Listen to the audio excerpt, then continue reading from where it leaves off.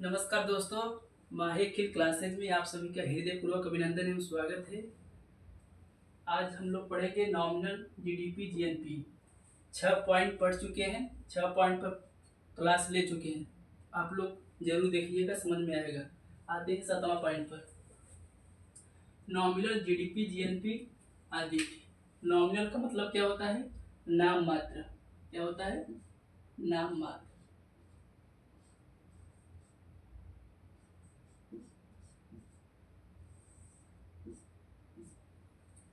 लिखिए,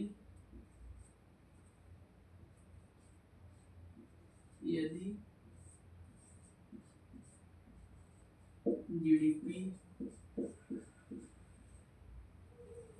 जीएनपी आदि को चालू या प्रचलित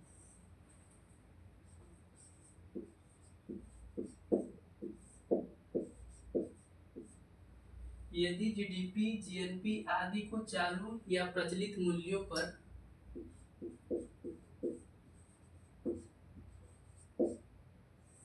निकाला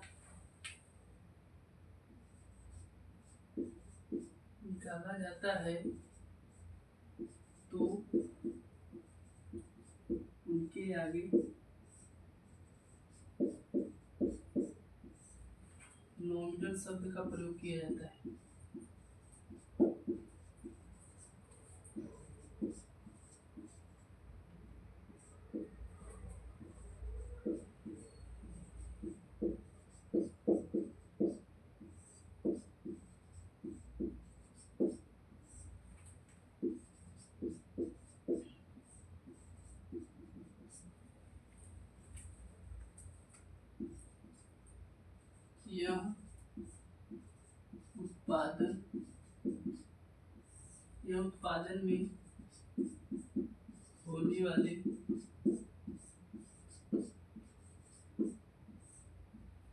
यह उत्पादन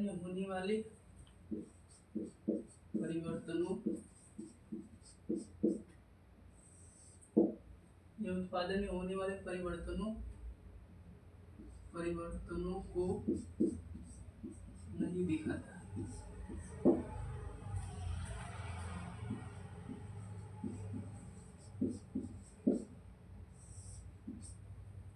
ध्यान देना पड़ेगा।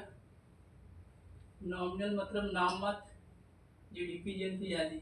यदि जीडीपी जीएनपी आदि को चालू या प्रचलित मूल्यों पर निकाला जाता है तो उनके आगे नॉमिनल शब्द का प्रयोग किया जाता है या उत्पादन में होने वाले परिवर्तनों को नहीं दिखाता है।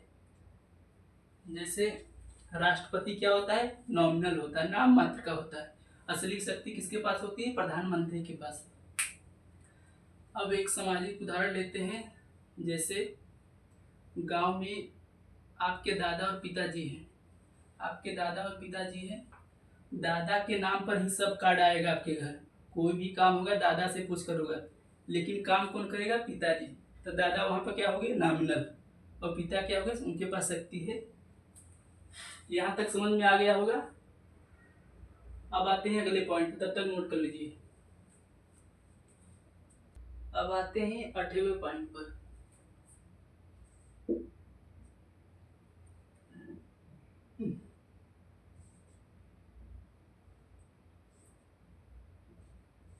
जीडीपी जीएनपी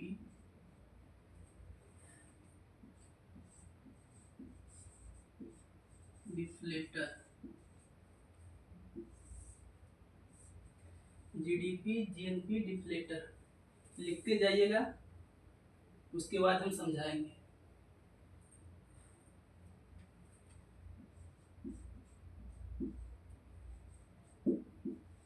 नॉमिनल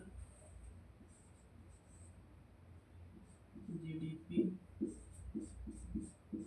जीएनपी बटा में रियल जीडीपी जीएनपी।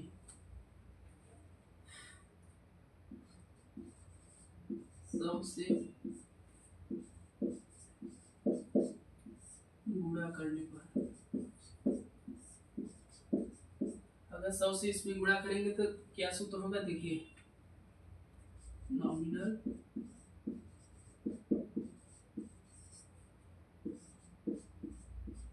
जीडीपी बटा में रियल जीडीपी। 100 से गुणा करने पर यहाँ पर 100 से गुणा कैसे बन गया, पहले सिंपल था सूत्र, अब यहाँ 100 से गुणा कर दिए, ऐसे बन गया।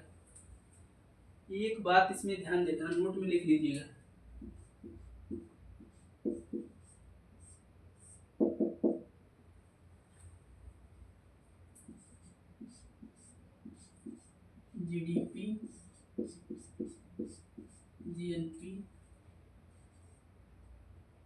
जीडीपी जीएनपी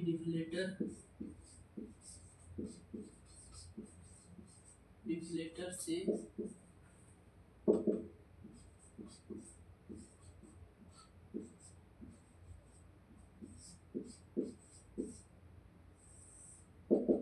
मुद्रास्फीति का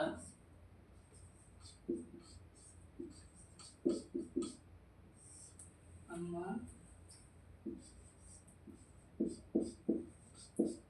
लगाया जा सकता है।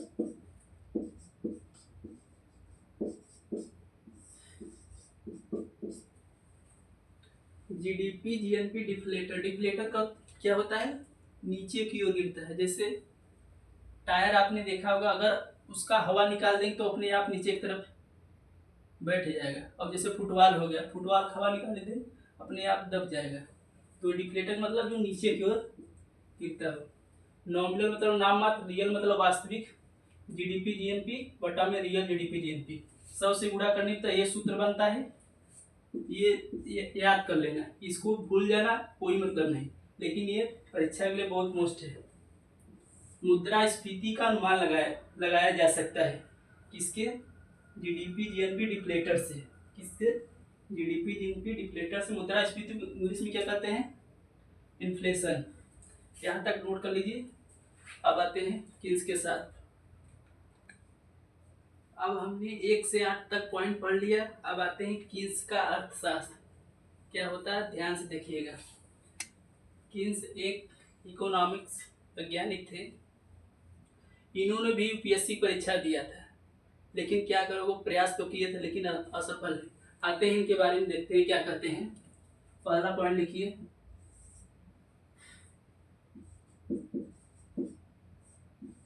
देश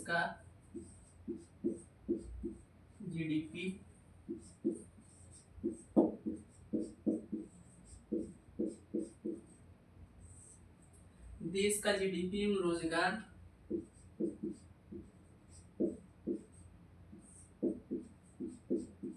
समग्र मांग पर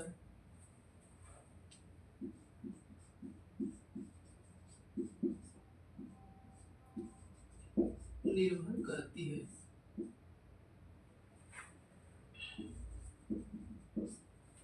देश का जीडीपी एवं रोजगार समग्र मांग पर निर्भर करती है। दूसरा पॉइंट लिखिए,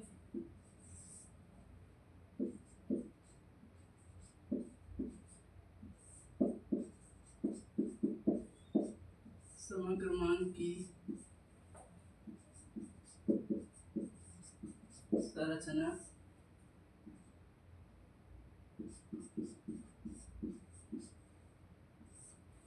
निम्न प्रकार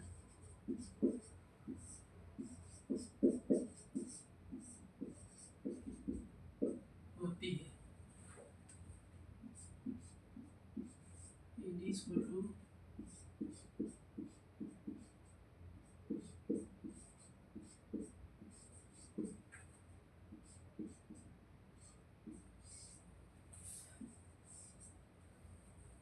किन्स महोदय कहते हैं कि देश का जीडीपी और रोजगार समग्र मांग, इंग्लिश में बोलते हैं एग्रीगेट डिमांड, निर्भर करती है। समग्र मांग की संरचना निम्न प्रकार होती है। एग्रीगेट डिमांड C प्लस आई प्लस जी प्लस एक्स माइनस एम। मांग क्या होता है? जब एक वस्तु के लिए होती है तो उसको मांग कहते हैं, और एक से अधिक या संपूर्ण वस्तु के लिए होती है तो उसको समग्र मांग। जो मैंने पहली क्लास में बताया था, मैक्रो इकोनॉमिक्स मतलब संपूर्ण अर्थव्यवस्था का अध्ययन किया जाता है इसमें। ये किस में आएगा? मैक्रो इकोनॉमिक्स में आएगा। एडी यहाँ क्या हुआ? एग्रीगेट डिमांड, सी हुआ कंजप्शन, आई हुआ क्या हुआ? Investment, C government expenditure, X imports, M क्या हुआ? X exports, M imports. अब पहले पे आते हैं, सी क्या होता है?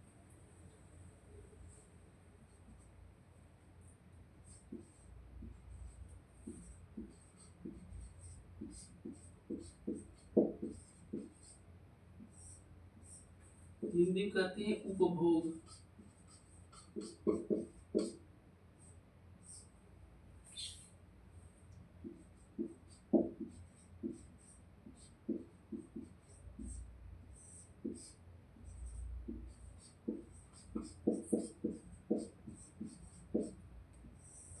संतुष्टि या उपयोगिता के लिए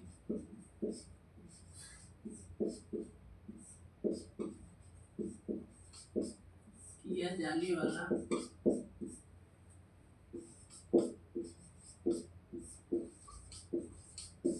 खर्च क्या कहलाता है?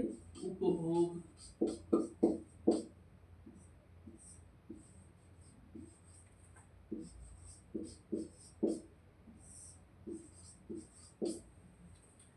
कंजप्शन बोलते हैं, हिंदी में बोलते हैं उपभोग।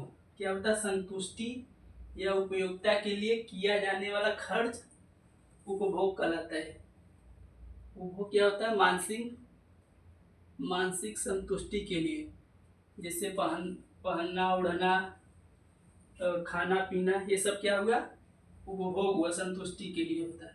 तो उसको वो वाला खर्च को क्या कहेंगे? कंजप्शन कहेंगे। यहाँ तक नोट कर लीजिए। अब आते हैं डायग्राम्स के माध्यम से इसको समझते हैं कि शास्त्र क्या कहते हैं इसके बारे में। अब आते हैं उपभोग को एक डायग्राम के माध्यम से समझते हैं। आपका ध्यान बोर्ड पर होना चाहिए हमारी बातों पर। अगर ध्यान भटका तो कुछ नहीं समझ में आएगा, क्योंकि जो इकोनॉमिक्स है तार से तार जुड़ा होता है। अगर तार टूट गया तो कनेक्शन गड़बड़ हो जाएगा।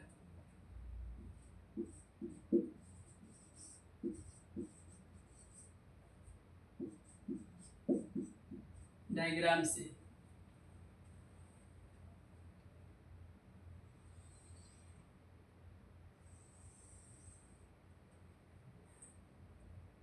ये उपभोग वाली लाइन है। क्या है? उपभोग।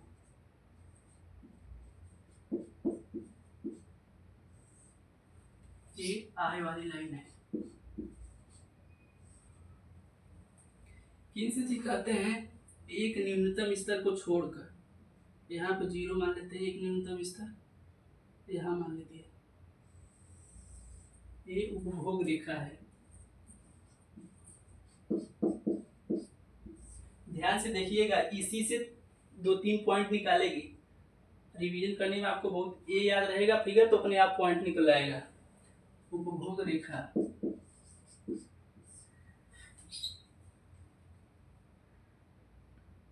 आय को किससे प्रदर्शित करते हैं? y से। तो इसको मान लेते हैं y1, और उपभोग को c से, तो इसको मान लेते हैं c1।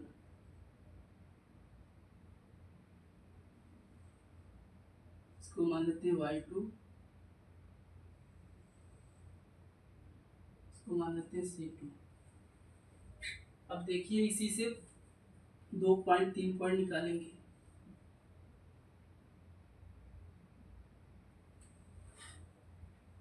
पहला पॉइंट लिखिए,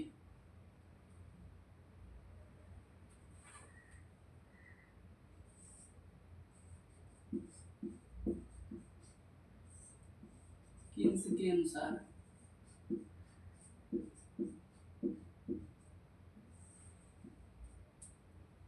पहले लिख लेते हैं, उसके बाद समझते हैं डिटेल में। किन्स के अनुसार एक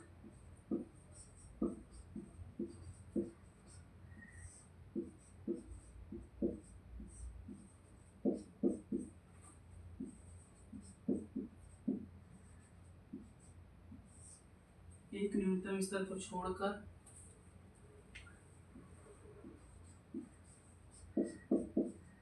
उपभोग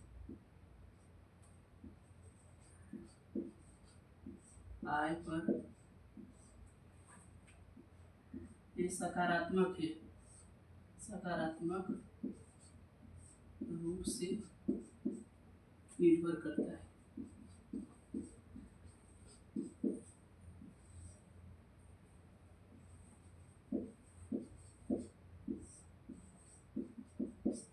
दूसरा पॉइंट,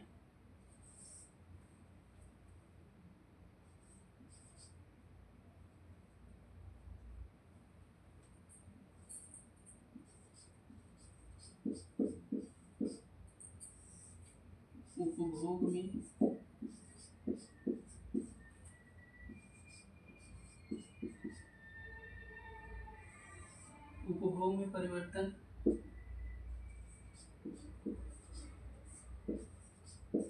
आय में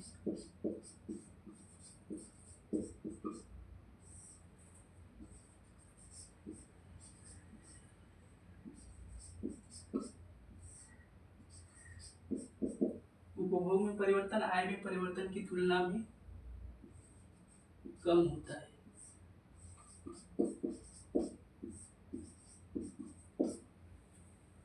कारण लिख लीजिए क्यों होता है कम।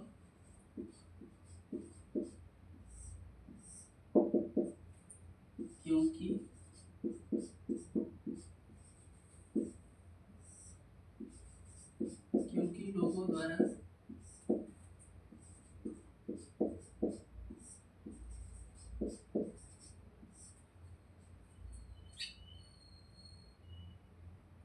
लोगों द्वारा आय के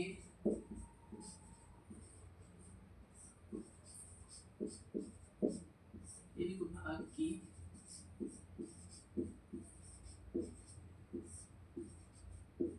बचत कर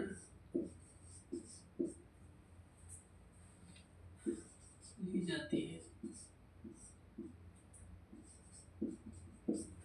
अब मेरी बातों पर ध्यान देना, मैं क्या बोल रहा हूँ।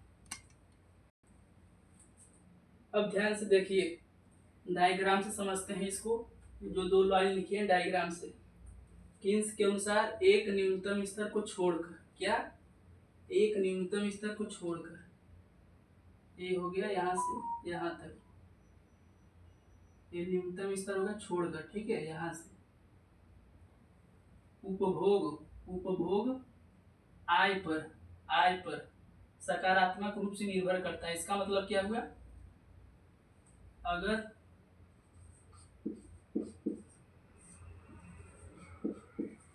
आय बढ़ेगा या घटेगा तो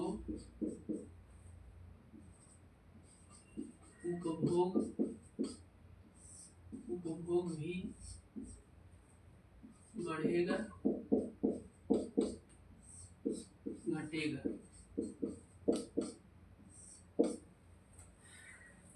एक न्यूनतम स्तर को छोड़कर उपभोग आय पर सकारात्मक रूप से निर्भर करता है, अर्थात अगर आय बढ़ेगा या घटेगा, आय बढ़ेगा या घटेगा तो उपभोग भी बढ़ेगा या घटेगा। पहला पॉइंट क्लियर। दूसरा पॉइंट, उपभोग में परिवर्तन, ये क्या हो गया, उपभोग में परिवर्तन आय में परिवर्तन की तुलना में कम होता है। ये आय इतना बड़ा है, उपभोग इतना छोटा है, तो तुलना में कम होता है किसके, आय से। क्यों कम होता है, क्योंकि लोगों द्वारा आय के एक भाग की बचत कर ली जाती है। क्यों बचत कर ली जाती है, क्योंकि भविष्य में जैसे उनका कोई नहीं है तो अपना खर्चा कर सकते हैं बच्चों की पढ़ाई लिखाई के लिए, तो इसलिए बचत करते हैं। यहाँ तक मुझे उम्मीद है आप लोग को समझ में आ गया होगा। अगर समझ में आ गया होगा तो उन लोगों तक वीडियो भेज दीजिए जो इकोनॉमिक्स के बारे में नहीं समझते या जानते। तब तक के लिए बहुत बहुत धन्यवाद।